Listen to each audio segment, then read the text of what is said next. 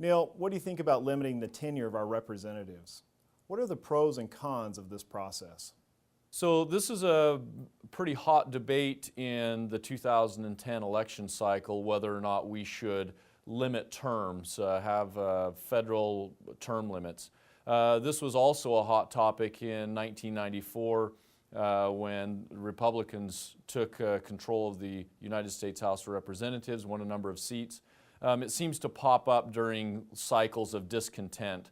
I think that the reason for people getting behind and really starting to talk about term limits is their desire to have politicians not make a career out of the U.S. House of Representatives or the United States Senate. I think that that's a valid concern.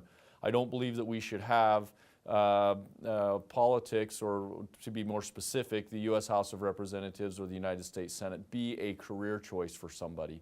I think that it's an opportunity for them to go and serve, and after a time come back and have to live in the world that they create for the rest of us.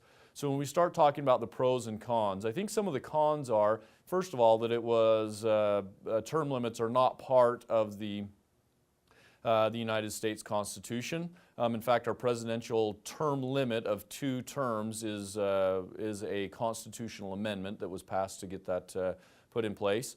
A lot of people say we have term limits today, and those term limits are the electorate, and the electorate can choose when to replace or when not to replace a senator or a member of the U.S. House of Representatives. I think that those are all points against term limits. I think some of the strongest arguments for term limits that suggest that their time has come is, again, the idea that we do not, having career politicians is the wrong policy. We need people who will go and serve for a time and then have to come home and live in the world that they create for the rest of us. I think another component and strong argument for term limits is we have a seniority system today that marginalizes a new representative or a new member of Congress.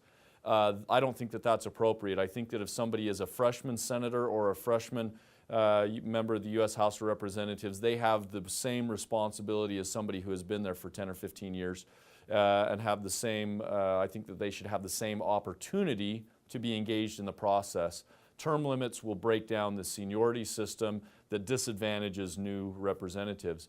I also think that term limits will be effective in helping deal with some of the corruption that a lot of people are concerned about in Washington, D.C., whether it's from the standpoint of the lobbyists or whether it's from the standpoint of the bureaucrats or whether it's from the standpoint of, again, lifetime politicians. What we do is we start to dismantle that because we have new, energetic people coming with the recognition that in any given district or in any given state, there are multiple people who have the ability to represent well their constituents. And I think that my personal view is that term limits is it's a policy whose time has come, and I've been supporting them over the last few months.